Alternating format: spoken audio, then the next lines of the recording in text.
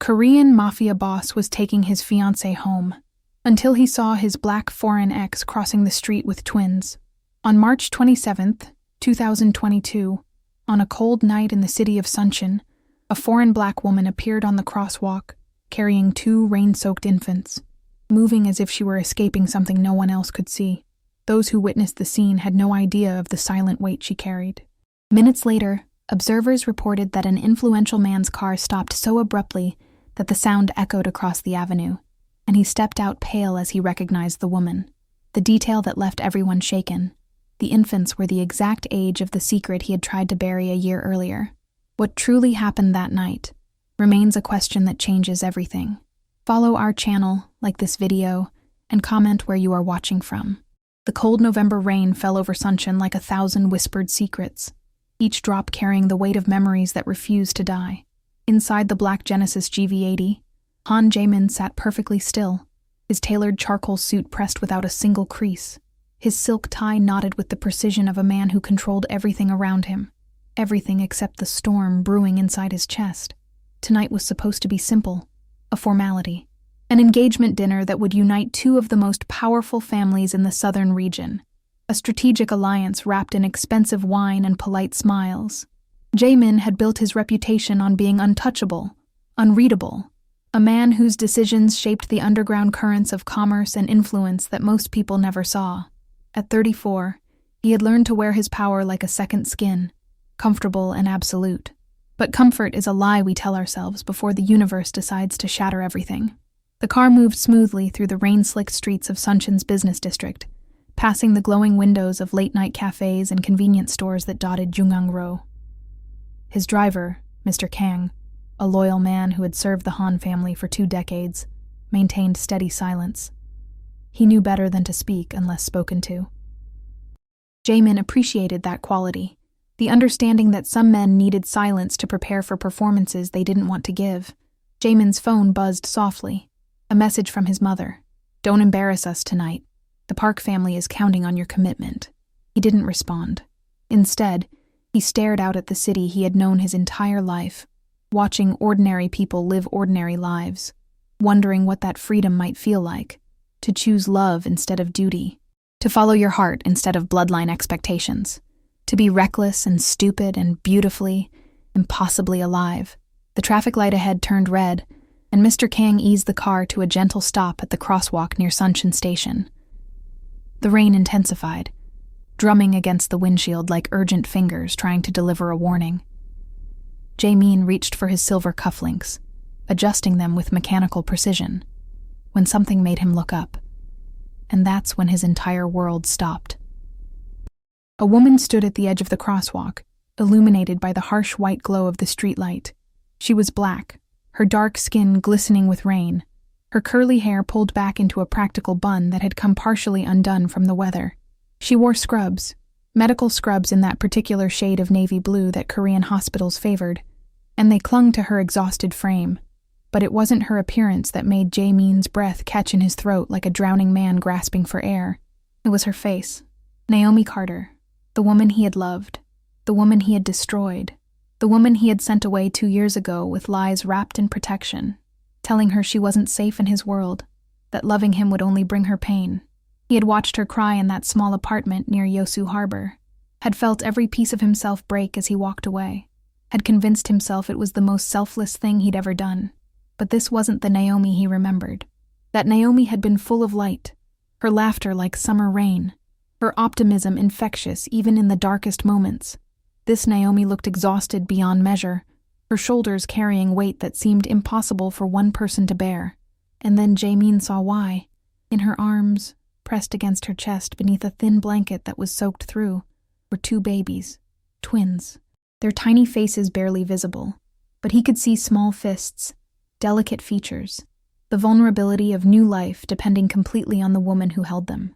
The crosswalk signal turned green, and Naomi began to walk, her steps quick and desperate, hunching her shoulders against the rain as if she could shield the infants from the cold through sheer willpower alone.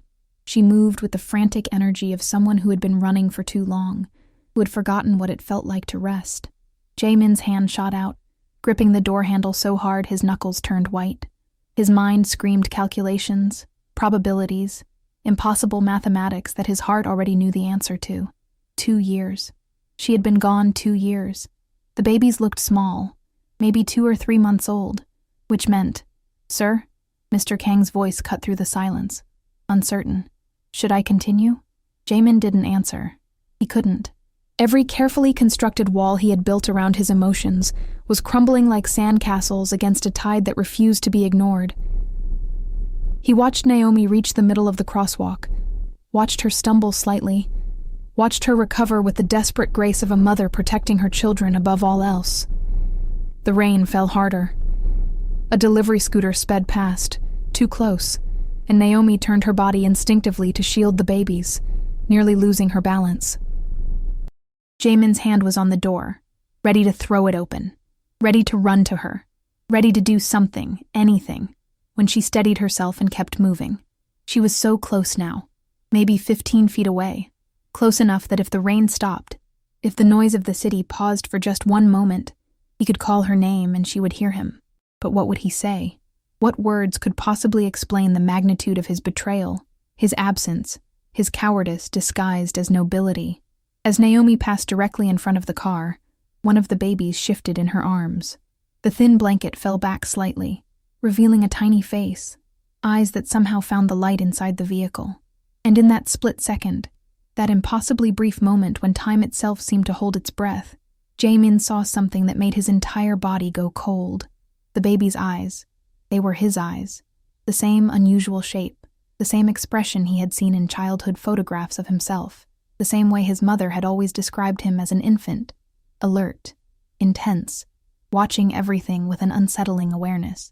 The baby looked directly at Jaemin through the rain-streaked window, and something in that innocent gaze felt like recognition, like accusation, like a question that demanded an answer. Then, Naomi was past them, disappearing into the darkness beyond the streetlight, swallowed by the rain and the night and the distance Jaemin had created between them. "Sir?" Mr. Kang asked again, more insistent now. "The dinner. We'll be late." Jaemin's phone buzzed again. Another message from his mother. Another reminder of duty, responsibility, the life he was supposed to live. He stared at the empty crosswalk where Naomi had stood, rain washing away her footprints as if she had never been there at all. But she had been there. She was real.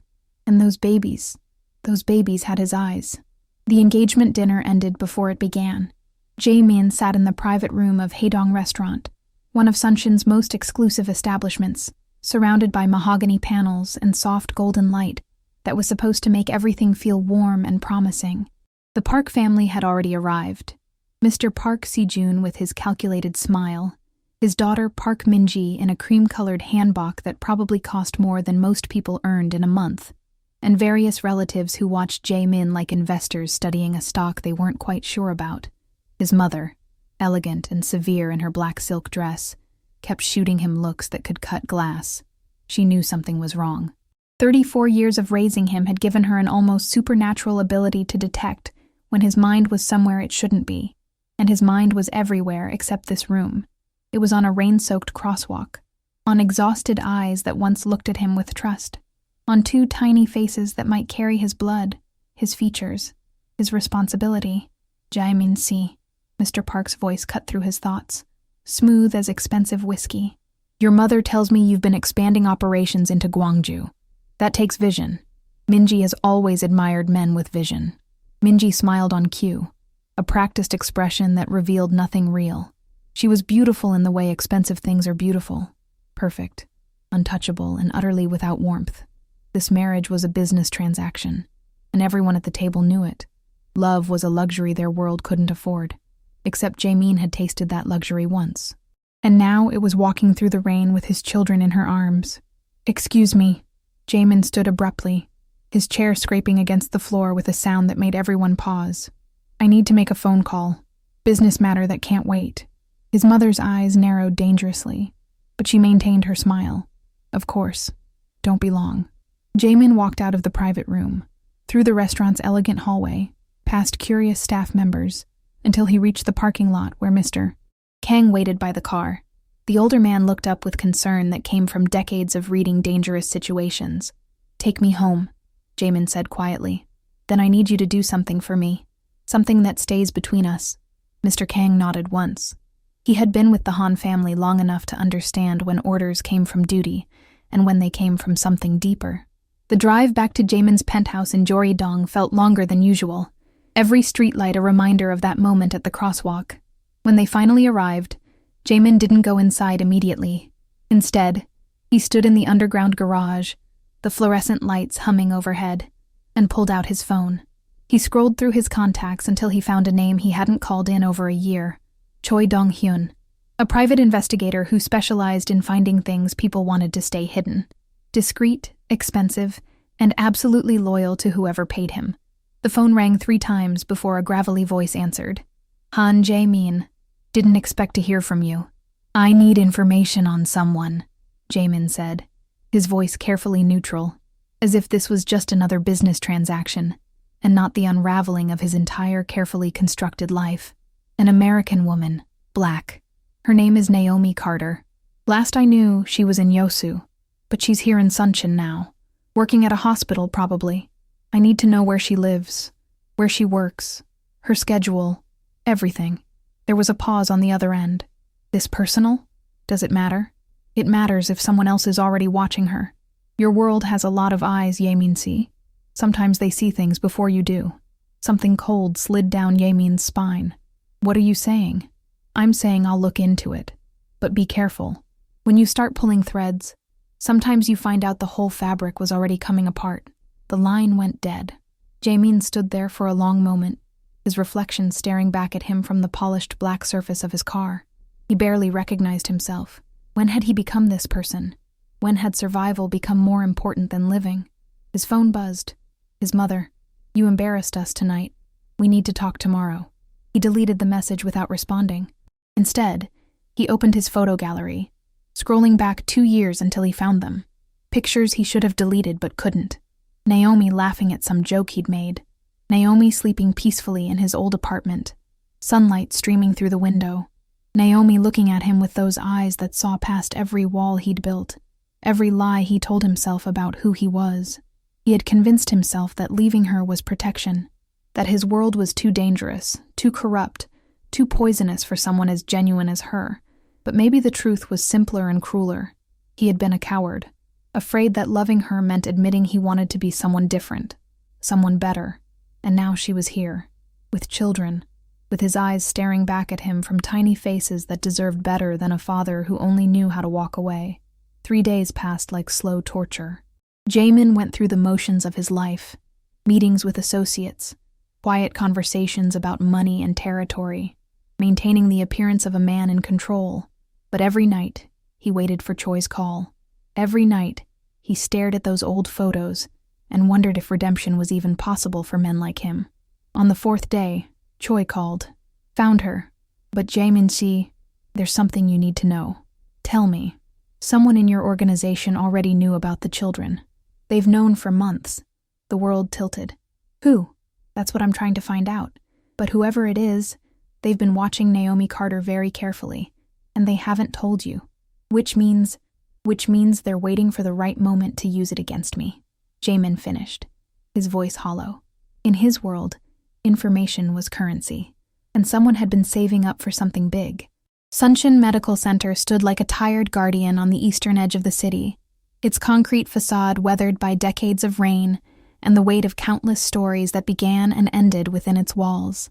The building was old by modern standards, constructed in the early 90s when the city was still finding its identity, before the KTX line brought Seoul's influence rushing south like a flood that changed everything it touched. Jaemin sat in his car across the street, parked in the shadow of a convenience store that never seemed to close. It was 3 a.m. on a Tuesday, and the city had that particular quality of silence that only exists in the dead hours between yesterday's regrets and tomorrow's obligations. The hospital's emergency entrance glowed with harsh fluorescent light, a beacon for the desperate and the broken. He had been coming here for 5 nights in a row, always alone, always without telling anyone. Not Mr. Kang, not Choi, certainly not his mother, who had been calling repeatedly since the disastrous engagement dinner, her messages growing increasingly cold and threatening. The investigation had given him the basic facts. Naomi worked as a nurse in the pediatric ward, taking primarily night shifts because the pay was slightly better, and because, Choi had discovered through careful questioning, childcare was cheaper when you only needed coverage during evening hours. She lived in a small apartment in Hangjeongdong, a working-class neighborhood where most residents were either elderly retirees or young families struggling to make ends meet. She had no car. She took 2 buses to get to work. She was always alone. But facts were cold things, skeletal frameworks that couldn't capture the weight of reality. Jae-min needed to see her, needed to understand what his absence had created, what his so-called protection had actually protected her from. Nothing, apparently. It had protected her from nothing. At 3:47, the hospital's side entrance opened. Even from this distance, even in the dim orange glow of the streetlights, Jae-min recognized her immediately. Naomi walked out with 2 other nurses, both Korean women who seemed to be mid-conversation about something that made them laugh tiredly. Naomi smiled at whatever was said, but it was a smile that didn't quite reach her eyes, the kind of expression people wear when they're too exhausted to remember what genuine joy feels like. She looked thinner than he remembered. Her scrubs hung looser on her frame, and there was a tightness around her eyes that spoke of nights without enough sleep, days without enough rest. As the other nurses headed toward the staff parking lot, Naomi turned in the opposite direction, toward the bus stop at the corner of Jangcheon-ro. Jaemin's hand moved to the door handle.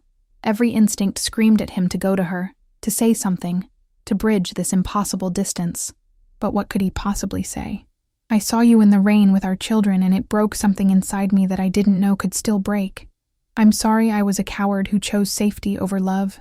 I've been watching you for 5 days like some kind of stalker because I don't know how else to be in your life. The truth was grotesque in its simplicity. He had no right to approach her. He had made his choice 2 years ago when he told her she deserved better than a life lived in shadows. He had been so convinced of his nobility, so certain that pushing her away was the ultimate act of love. Now, watching her wait alone at a bus stop at 4 a.m, he understood that he had simply been protecting himself, protecting his comfortable lies about who he was and what he was capable of becoming. Naomi pulled her jacket tighter against the pre-dawn chill. November in Suncheon carried a dampness that seeped into bones, a cold that felt personal somehow. She checked her phone, and even from this distance, Jae-min could read the exhaustion in the slope of her shoulders. She had been standing for 12 hours, caring for sick children, dealing with worried parents, holding together a professional demeanor while her own children waited at home with whoever she had managed to find to watch them. The bus arrived, its headlights cutting through the darkness like judgment. Naomi climbed aboard, disappearing into its lit interior, and Jae-min felt the moment slip away like water through desperate fingers. He couldn't approach her. Not yet. Not like this. She deserved better than a man who showed up only after seeing her struggle, who only cared once guilt became unbearable. But he could do something. He could at least try to understand the full picture. Jae-min pulled out his phone and called Choi again. The investigator answered on the first ring, his voice alert despite the hour. Men in their line of work learned to sleep lightly. I need more information, Jae-min said quietly. Everything about her life here, how she ended up in Suncheon, who helped her, who she trusts, and I need to know who at the hospital might have noticed she has a connection to me. You think someone's already made that connection? I think someone's been watching her longer than I have, and I need to know why. There was a pause, the sound of papers shuffling. There's something else you should know. Last week someone left an envelope at her apartment. No return address. She threw it away without opening it. What was in it? I had someone retrieve it from the building's recycling. It was empty. Just a blank envelope. Like a message. Like someone letting her know they could reach her whenever they wanted. Ice crystallized in Jaemin's veins. In his world, blank envelopes were warnings. Promises of future action. The kind of gesture that said, we see you. We know you. We're waiting. Find out who delivered it, Jae-min said, his voice harder now, carrying the edge that made people remember why his name inspired careful respect. And Choi? Be invisible about it. If someone's playing games with her, I want to know their next move before they make it. He ended the call and stared at the hospital entrance, at the place where Naomi spent her nights healing other people's children, while her own waited at home. A fragment of memory surfaced unbidden. Naomi laughing in his old apartment, telling him about her dream of working in pediatrics, of making a difference in young lives. She had achieved that dream. But at what cost? As dawn began to paint the sky in shades of gray and pale gold, Jamin noticed something that made his blood run cold. A car parked 3 spaces down from his, engine off, windows tinted dark. It had been there when he arrived. It was still there now, and someone inside was watching the same hospital entrance he had been watching. Someone else was following Naomi. The call came at 2 in the afternoon, while Jamin was sitting in his office overlooking Palma Boulevard, pretending to review contracts that suddenly seemed meaningless. Choi's voice carried an urgency that made Jamin's chest tighten before a single word was spoken. "She's gone." 2 words. Simple. Devastating. "What do you mean gone?" Jamin's voice remained controlled, but his hand gripped the phone hard enough that his knuckles went white. Naomi didn't show up for her shift last night. The hospital called her apartment. No answer. I sent someone to check. The door was locked, but through the window we could see signs of a hasty departure. Some of the baby's things are missing. Diapers, bottles, a stuffed animal that usually sits by the window, but her other belongings are still there. Her winter coat is still hanging on the hook. Jamin was already moving, grabbing his jacket, his keys, his mind racing through possibilities like a man sorting through weapons before a battle. The children, also gone. The neighbor, an elderly woman named Mrs. Song, said she heard sounds of distress around 7 yesterday evening. Crying. She thought it was just the babies being fussy, so she didn't investigate. She hasn't seen Naomi since yesterday afternoon. Send me the address. Now. The drive to Hengjeongdong took 17 minutes through afternoon traffic that felt deliberately obstructive. Every red light a personal insult. Jamin's mind conjured scenarios, each worse than the last. His world had rules, brutal and clear, and one of those rules was that innocence didn't get touched. But rules were only as strong as the people who enforced them, and he had enemies who would see Naomi not as innocent, but as leverage. The apartment building was exactly what he expected. A 5-story structure built in the early 2000s, its beige exterior faded by sun and rain, metal security doors that provided the illusion of safety. Children's bicycles cluttered the entrance, and the smell of someone cooking kimchi jjigae drifted from an open window on the 2nd floor. Naomi lived on the 4th floor, apartment 403. Choi was already there, standing in the narrow hallway with another man Jamin recognized as Lee Min-seok, one of Choi's most trusted associates. Both men straightened when they saw him approach, their expressions carefully neutral. "The landlord let us in," Choi said quietly, producing a key. "Officially, we're concerned friends. Unofficially, we're about to disturb a potential scene." The apartment was small, maybe 30 pyong at most, with a single bedroom visible through a partially open door. But what struck Jamin immediately was how carefully Naomi had tried to make it a home. Children's drawings were taped to the refrigerator, clearly done by the nurses at the hospital as gifts. A small bookshelf held medical textbooks alongside Korean language learning materials. 2 cribs stood side by side near the window, their blankets printed with cheerful yellow ducks. Everything spoke of someone trying desperately to build a life from nothing. Jamin walked through the space slowly, his trained eye catching details that told stories. A calendar on the wall showed her work schedule, marked in neat English handwriting. Bills stacked on the counter, some stamped with red past due notices. A photograph tucked into the frame of a small mirror. Naomi standing in front of Suncheonmin Bay, smiling tiredly at whoever held the camera, her pregnant belly prominent beneath a loose dress. She had been alone, completely alone, carrying his children while he convinced himself he was protecting her. "There's something you need to see," Lee Min-seok said from the bedroom doorway, his voice carrying a weight that made Jamin's stomach drop. Inside the bedroom, tucked beneath the small single mattress where Naomi slept, was a folder. Lee had already opened it, and the contents were spread across the bed like evidence at a trial. Hospital records. Not just any records. Records from Yosu General Hospital, dated 2 years ago. Prenatal care documentation. Ultrasound images showing 2 tiny forms growing inside her, and handwritten notes in the margins. Naomi's writing, desperate and heartbroken. Tried calling again. Number disconnected. Left message with his office. No response. What do I do? Jamin felt something crack inside his chest. She had tried to reach him. While he was convincing himself that walking away was noble, she had been trying to tell him about their children, and someone had made sure those messages never reached him. "There's more," Choi said quietly. pulling out another document. Medical bills. She's been paying them in installments. The birth was complicated. She needed an emergency procedure. The debt is substantial. And look at this. He pointed to a payment record. 3 months ago, someone had made an anonymous payment that covered a quarter of her outstanding balance. The payment had come through a medical charity fund. But when Choi investigated, the fund turned out to be a shell organization registered to an address in Seoul, an address that Jae-min recognized immediately. "That's one of Uncle Tae-sung's properties," he said, his voice hollow.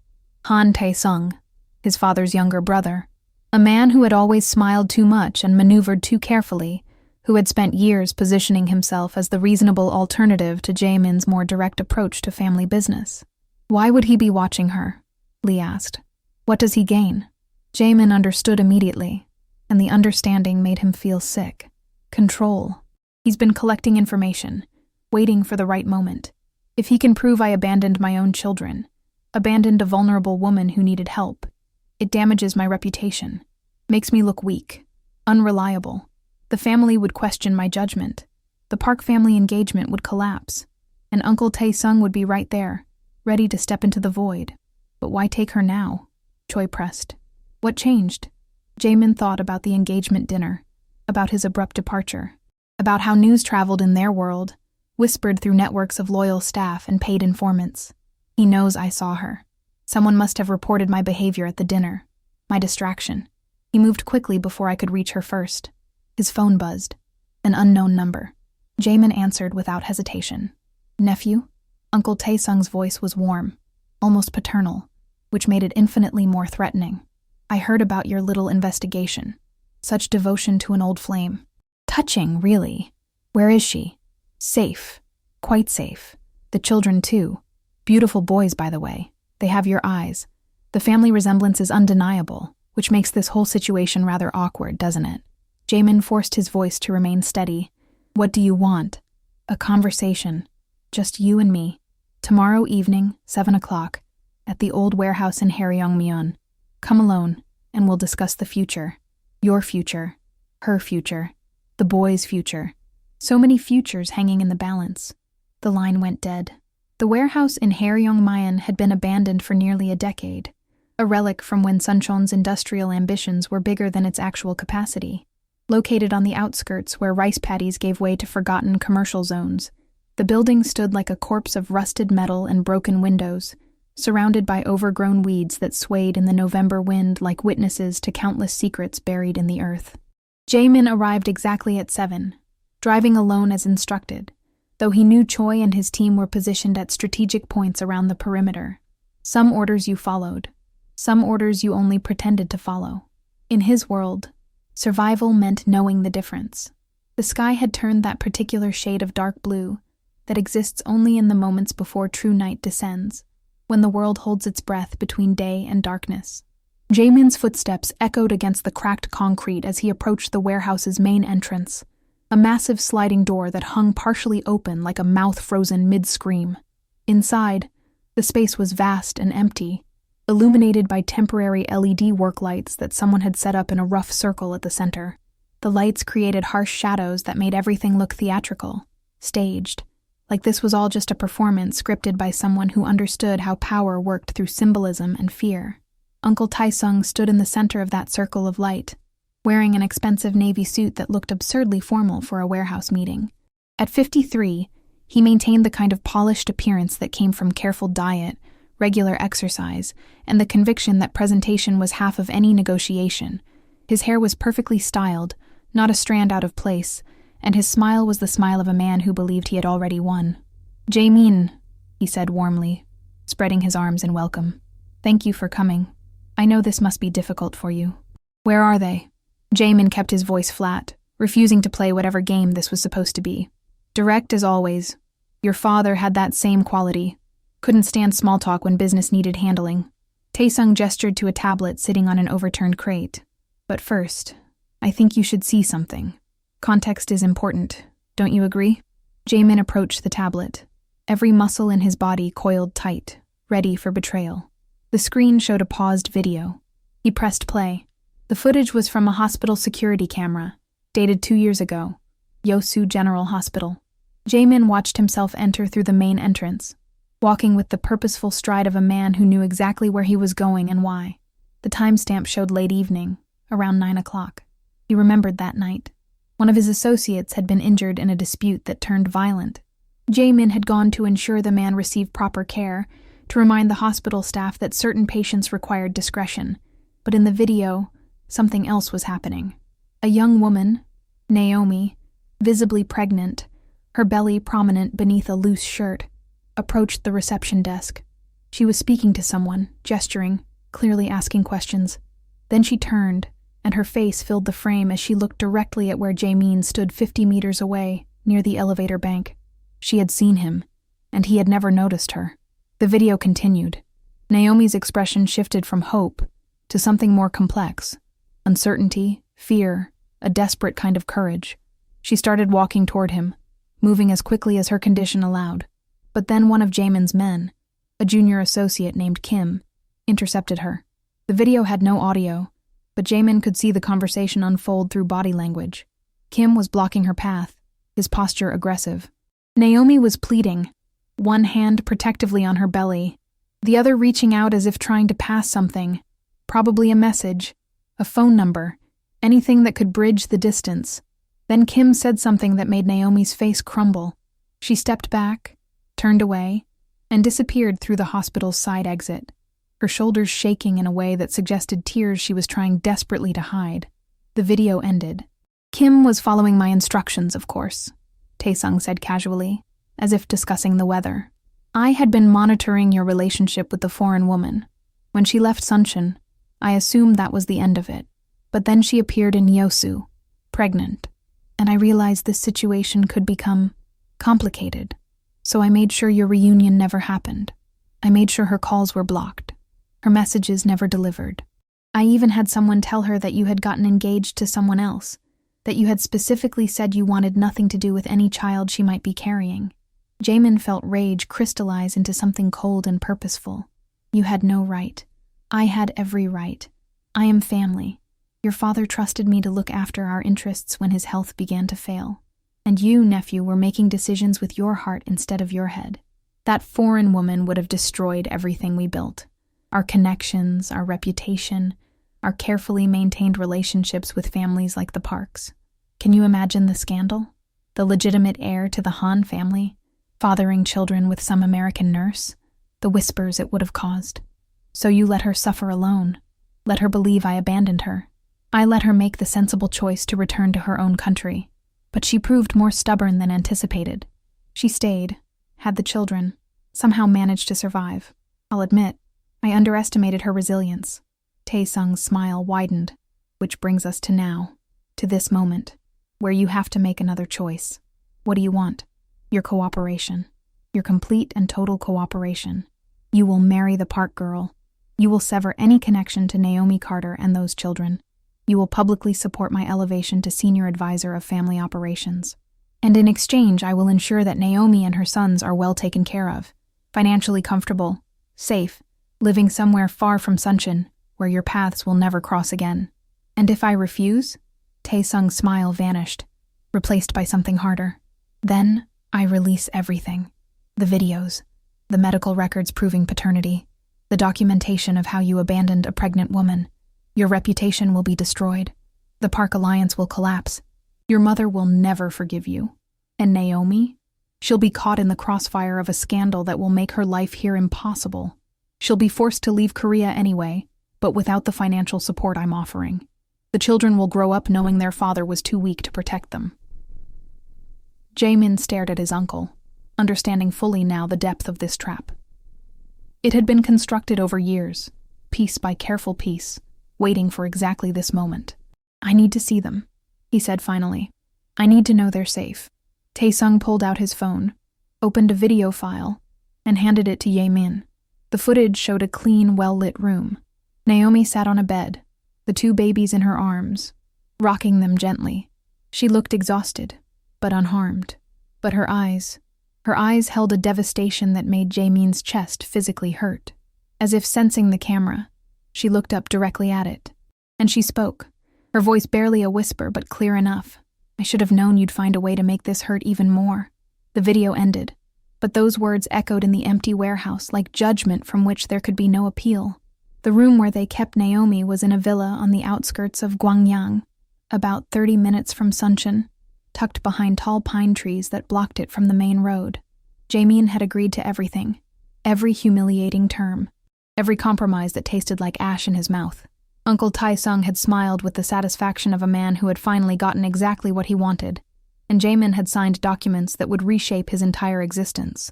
But first, Tae-sung had agreed to let him see her. 1 hour, his uncle had said, to say whatever goodbye you need to say, to make peace with your choices. Then she leaves for Busan tomorrow morning, and from there, eventually back to America. Clean break, no drama. Everyone moves forward.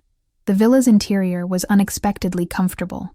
Hardwood floors, modern furniture, large windows that let in the gray morning light. It wasn't a prison in the traditional sense. It was something worse.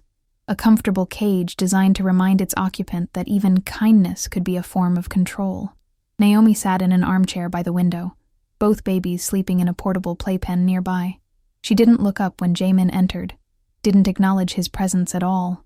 She just stared out at the pine trees swaying in the wind, her profile illuminated by the pale November sunlight that made everything look washed out and tired. "They told me you were coming," she said finally, her voice carrying an emptiness that was somehow worse than anger. "They told me you agreed to everything, that you're going to marry someone else and pretend we never existed." Jaemin stood frozen near the doorway, every prepared word dissolving before he could speak it. What could he possibly say? What explanation could justify the architecture of betrayal that had brought them to this moment? "I didn't know," he started, his voice rough. "About the children. About you trying to reach me. My uncle, he blocked everything. Don't." Naomi's hand came up, a simple gesture that carried the weight of absolute rejection. "Don't you dare blame someone else for your choices. You walked away, Jaemin. You looked me in the eyes 2 years ago and told me I deserved better than your world. And maybe that was true. But what I deserved was the truth. What I deserved was the chance to decide for myself whether I wanted to fight for us or walk away. Instead, you decided for me. You always decided for me." She finally turned to look at him, and Jaemin felt something inside him shatter completely. Her eyes held no tears, no visible emotion at all, just a flatness that spoke of someone who had cried so much that the well had finally run dry. "Do you know what it's like?" she continued, her voice steady and terrible in its calmness. "To be pregnant and alone in a foreign country? To not speak the language well enough to advocate for yourself in hospitals? To have nurses whisper about you in Korean, thinking you can't understand when they call you careless, irresponsible? A foolish foreign woman who got herself in trouble." Jaemin opened his mouth, but she kept going. "I worked until I physically couldn't anymore. I took every extra shift. I ate 1 meal a day sometimes so I could save money for when the babies came. And I told myself it was worth it, because I was strong, because I could handle it, because my children would know their mother never gave up. But there were nights, Jaemin. There were nights when I was so tired and so scared that I would just sit on the floor of my apartment and wonder if I had made the biggest mistake of my life by staying in this country." One of the babies stirred, making a small sound, and Naomi's expression softened automatically, her body shifting toward them even while sitting, her entire being oriented around their needs. It was instinctive, this motherhood she had been forced to learn alone. "The worst part," she said quietly, "wasn't the physical exhaustion or the money or the discrimination. The worst part was believing that you had stopped caring. Your uncle's people, they told me you were engaged. They told me you had said you wanted nothing to do with any child I might have, and I believed them because it fit the narrative you had already created, that I didn't belong in your world, that loving me was a mistake you needed to correct." "That was never true," Jaemin said, his voice breaking. "I loved you. I still... Love isn't enough." The words came out sharp, the first real emotion breaking through her careful control. "Love was never enough, Jaemin. You loved me, and you still left. You loved me, and you still let your uncle manipulate everything. You loved me, and here we are, in a stranger's house, saying goodbye because you've decided that your reputation matters more than your children. That's not fair. You don't understand the complexity." "No, you don't understand." Naomi stood up now, her whole body trembling with the effort of containing everything she felt. "I am a black woman in South Korea, raising mixed-race children alone. Do you think I don't understand complexity? Do you think I don't understand impossible choices? The difference is that I chose them. I chose these babies. I chose the hard road because it meant keeping the people I love." "What did you choose?" The question hung in the air, like an accusation that couldn't be appealed. Jae-min had chosen safety. He had chosen reputation.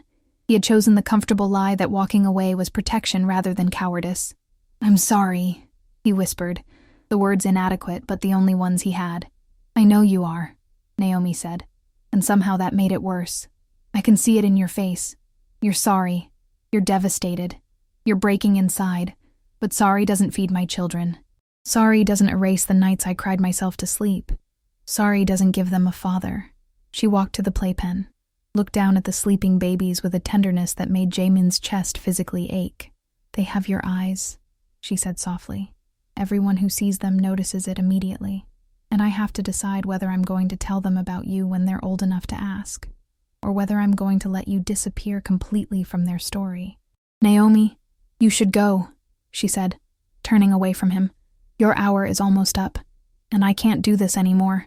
I can't keep breaking for someone who was never going to catch me." Jaemin wanted to argue, to fight, to throw away every agreement he'd signed and damn the consequences. But he looked at Naomi's rigid back, at the babies sleeping peacefully, and he understood something fundamental. His presence in their lives right now was poison. Everything he touched turned complicated and dangerous, and they deserved better than the chaos he carried everywhere like a shadow. He turned to leave, his hand on the doorknob, when Naomi spoke one last time. "For what it's worth, I hope you're happy with your choice. I hope the life you're protecting is worth the one you're abandoning." Jaemin left without responding, because there was nothing he could say that wouldn't be another lie. 3 days after Jaemin left the villa, Naomi was released. Uncle Taesung's people drove her back to her apartment in Hangjeongdong with the babies and a thick envelope containing enough money to cover 6 months of expenses. A gesture of goodwill, they called it. Blood money, Naomi thought but didn't say. The apartment felt different now, contaminated by the knowledge that people had been inside, searching through her life like archaeologists examining ruins. She cleaned obsessively that first day back, washing every surface, changing all the sheets, trying to scrub away the feeling of violation that clung to everything. The babies sensed her distress and fussed more than usual, their cries echoing off the thin walls until Mrs. Song knocked gently to ask if everything was all right. "Fine," Naomi lied in her still imperfect Korean. "Everything is fine." But nothing was fine. Nothing would ever be fine again. She returned to work at Suncheon Medical Center, stepping back into the rhythm of night shifts and exhausted commutes. But now every face seemed suspicious. Every question from colleagues felt like an interrogation. When the head nurse, a stern woman named Park Ji-won, asked casually where Naomi had been during her absence, Naomi mumbled something about a family emergency and changed the subject. The truth was too complicated, too shameful, too heavy to carry in casual conversation. On her 4th night back, while checking on a 7-year-old patient recovering from appendix surgery, Naomi found an envelope tucked into her locker. Her hands trembled as she opened it, half expecting another threat, another manipulation. Instead, she found a single sheet of paper with a handwritten note in English. "You tried to protect something precious, and I failed to protect you. I don't expect forgiveness, but you deserve to know the truth about what happened 2 years ago. The attached documents explain everything. I'm sorry I wasn't strong enough to be what you needed. JM." Attached to the note were photocopies, phone records showing her blocked calls, messages that had been intercepted, even a transcript of the conversation where Uncle Taesung had instructed his people to keep her away from Jaemin at any cost. The evidence was damning and thorough, a paper trail of systematic cruelty. Naomi sat in the hospital's empty break room at 3 a.m, reading through everything twice, 3 times, trying to process what it meant. Part of her had always suspected that something more had happened, that the clean break had been too sudden, too absolute. But seeing the proof was different. It transformed her story from one of simple abandonment into something more complex and somehow more painful. Because if external forces had kept them apart, then what did that say about them? Were they victims of circumstance, or were they simply too weak to fight for what mattered? She didn't know anymore. She was too tired to know. At home, the babies were growing despite everything. Minjun, the older twin by 3 minutes, had started smiling real smiles that lit up his entire face. Jae-sung, smaller and more serious, would grip her finger with surprising strength while she fed him. They were beautiful. They were innocent. They deserved so much better than the complicated mess their parents had created. One evening, while giving them a bath in the small kitchen sink, her apartment didn't have a proper tub, Naomi caught sight of her reflection in the window. She looked older than her 28 years, worn down by circumstances that should never have been hers to carry alone. When had she become this person? When had survival replaced living? Her phone rang, an unknown number. She almost didn't answer, but something made her pick up. Naomi? The voice was female, older, speaking Korean with the careful enunciation of someone trying to be understood. My name is Han Mi-sun. I am Jaemin's mother. We need to talk. Naomi's first instinct was to hang up. She wanted nothing to do with the Han family, wanted no more complications or manipulations. But curiosity, or maybe just exhaustion, made her stay on the line. What do you want? I want to meet my grandsons, Mi-sun said simply. I know everything that happened. My brother-in-law's schemes, my son's cowardice, all of it. And I understand if you hate us, but those boys are my blood, and I would like the opportunity to know them, not to take them from you, not to interfere, just to know them. Your son agreed to marry someone else, Naomi said, her voice flat. He signed papers. He chose his reputation over his children. There was a long pause. Then Mi-sun spoke again, and her voice carried something Naomi hadn't expected. Shame. I raised him to value family above all else, but I failed to teach him the difference between family obligation and actual love. That failure is mine, and I will carry it. But I'm asking you, mother to mother, for a chance to do better by his sons than I did by him. Naomi looked at Minjun and Jae-sung, still splashing in the sink, oblivious to the adult complications surrounding their existence. They deserved to know where they came from. They deserved grandparents, history, roots, even if those roots were tangled and complicated. One meeting, Naomi said finally, somewhere public, and if I feel uncomfortable for even a second, we leave. Thank you, Mi-sun whispered. Thank you. After hanging up, Naomi sat on her kitchen floor and finally let herself cry. Not the desperate sobs of someone broken, but the quieter tears of someone grieving for a future that would never exist. She had loved Jaemin completely, had imagined a life together, had believed in something that turned out to be as fragile as morning frost.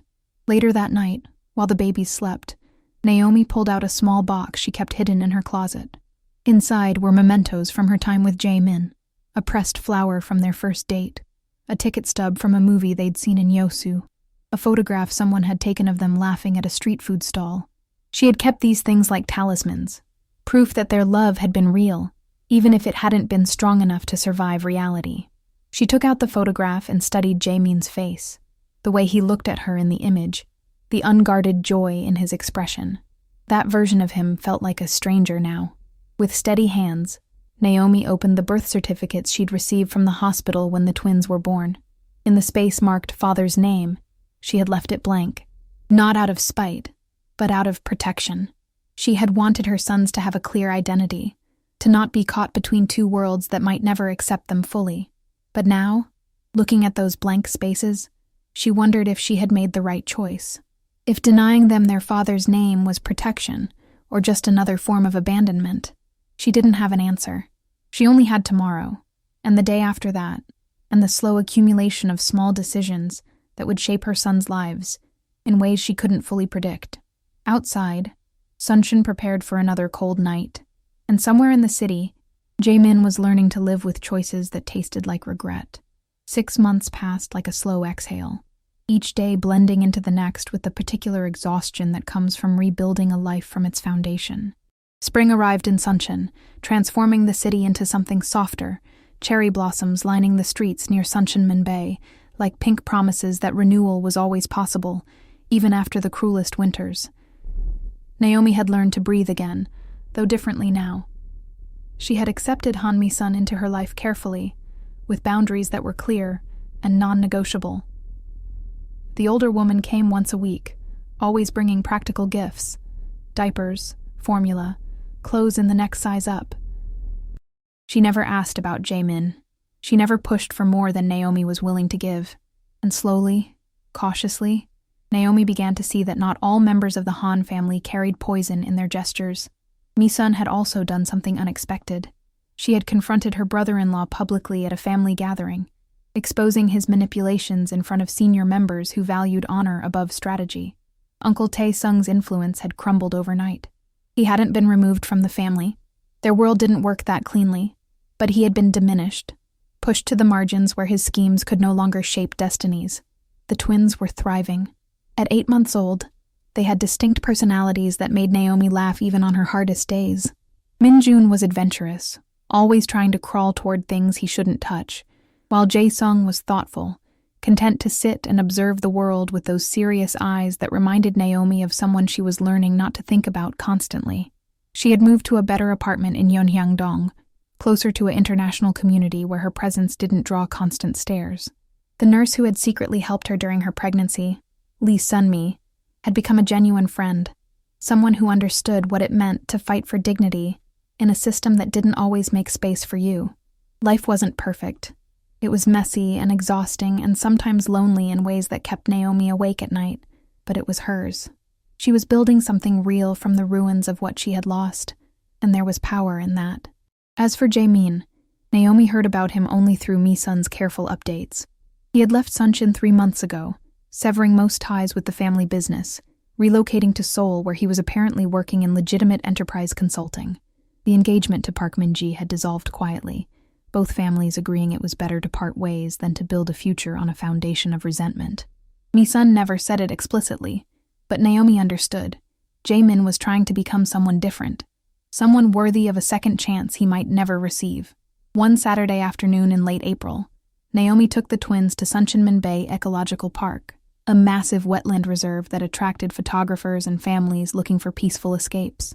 The weather was perfect, warm sun, gentle breeze, the kind of day that made you believe the universe occasionally granted mercy. She had the twins in a double stroller, both wearing matching yellow hats that Sunmi had bought them. They were babbling at each other in that mysterious language only twins seemed to understand, and Naomi was explaining in English what the different birds were called, knowing they couldn't understand but wanting them to hear her voice, to know her language as well as they would learn Korean. That's when she saw him. Jaemin stood about 50 meters away, near a viewing platform that overlooked the reed beds where migratory birds nested. He wore simple clothes, jeans, a plain white shirt, a light jacket, nothing like the expensive suits she remembered. He looked thinner, his face carrying lines that hadn't been there before, but also somehow more present, more real, as if removing the armor of his former life had revealed the actual person underneath. He wasn't approaching. He was just watching, his hands in his pockets, his expression unreadable from this distance. Naomi's first instinct was to turn around, to protect herself and her children from the complication his presence represented. But something made her stop. Maybe it was the way he stood there, not demanding anything, not pushing forward, just existing in the same space, respecting the distance she had needed.